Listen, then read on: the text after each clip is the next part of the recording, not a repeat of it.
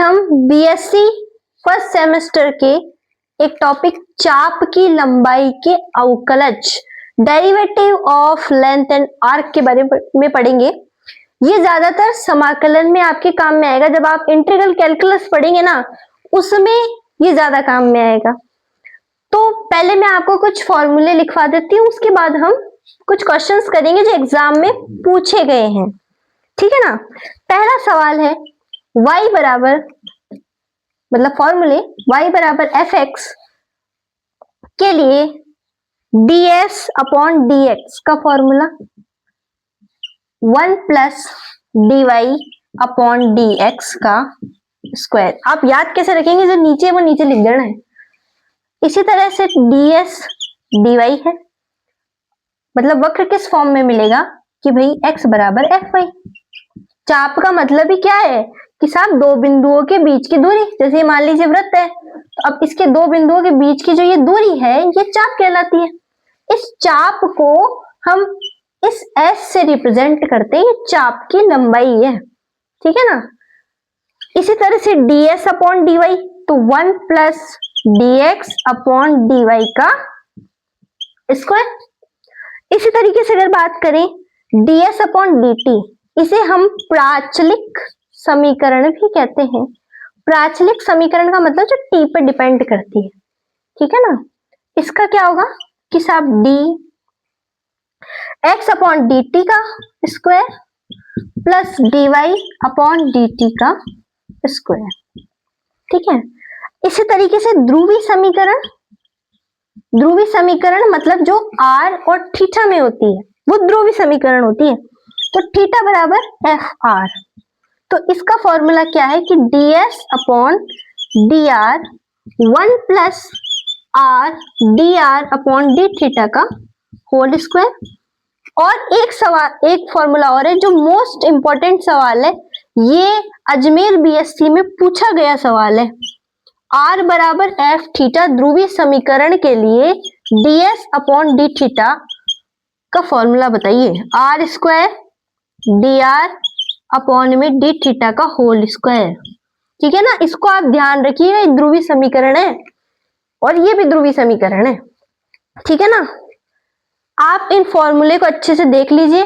नीचे x है तो आपको x लिखना है, y है तो dy लिखना है। जब t की फॉर्म में है आपको दोनों लिखने हैं।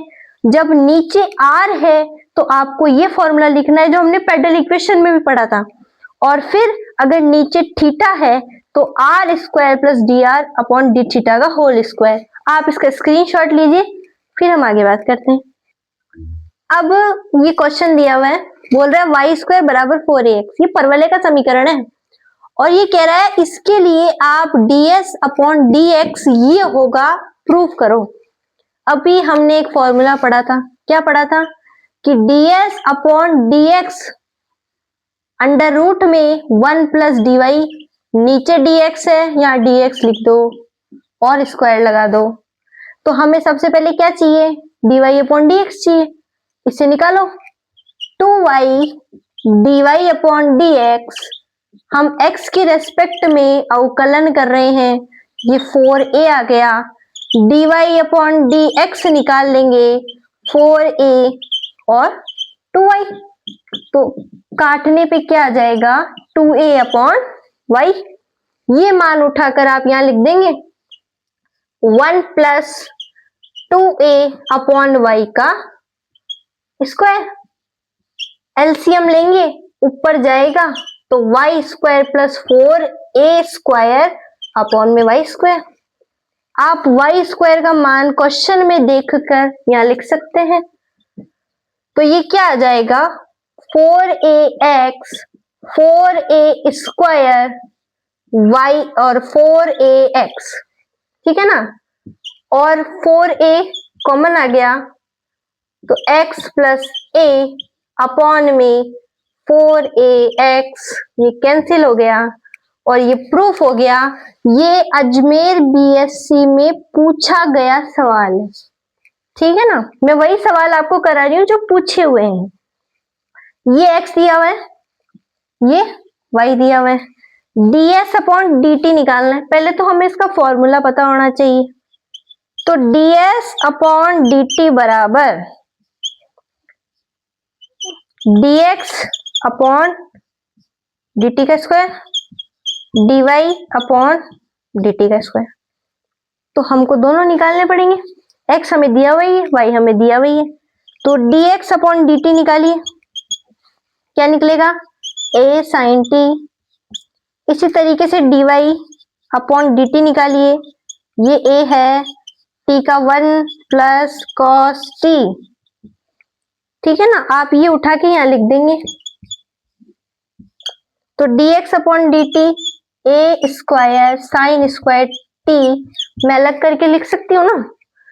तो ये a square 1 plus cos t। अब ये आपने 10th क्लास में या 9th क्लास में पढ़ लिया होगा, a प्लस b का होल स्क्वायर। तो ये होता है a square b square 2ab। आप खोल कर लिख देंगे, a square sine square t a square 1 plus cos square t 2ab 2 cos t। ठीक है, अब आप क्या करेंगे, आप इसको मल्टीप्लाई करेंगे, a square sine square t a square, फिर a स्क्वायर को कोस स्क्वायर t से आप मल्टीप्लाई करेंगे, फिर इसको आगे मल्टीप्लाई करेंगे, तो ये ऐसे आएगा। अब हमने 10th में पढ़ लिया है sine square t plus cos square t is equals to 1। तो हम यही करेंगे, ये sine square t cos square t, तो इनका मान 1 हो जाएगा, तो हम a स्क्वायर लिख देंगे। उसके बाद में ये एक a स्क्वायर और है, पीछे 2a cos t, फिर 2a square 2a cos t। ठीक है ना, इसका स्क्वायर है ये स्क्वायर और ये a स्क्वायर। अब हम क्या कर लेंगे, 2a स्क्वायर को कॉमन लेंगे, तो ये बनेगा 1 प्लस cos t। अब ये 12th में पढ़ा था, 2 cos square t by 2 1 plus cos t। तो इसकी जगह हम क्या लिख देंगे, 2 cos square t by 2।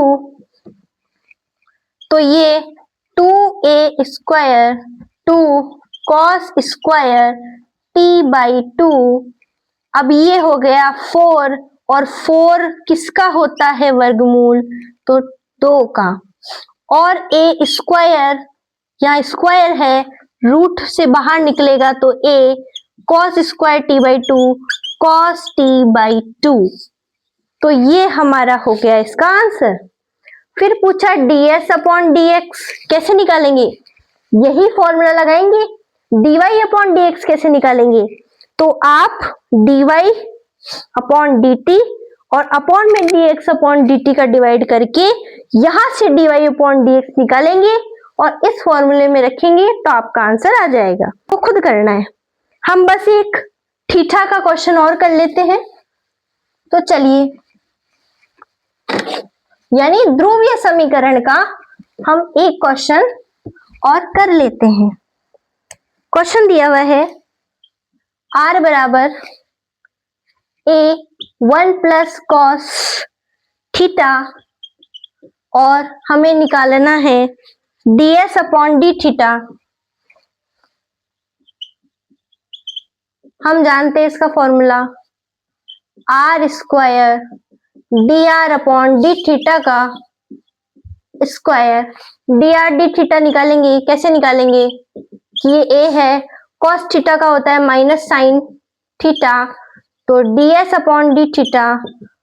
r square का मान हम यहाँ लिख देंगे a square 1 plus cos theta का स्क्वायर, और dr D theta a square sine square theta.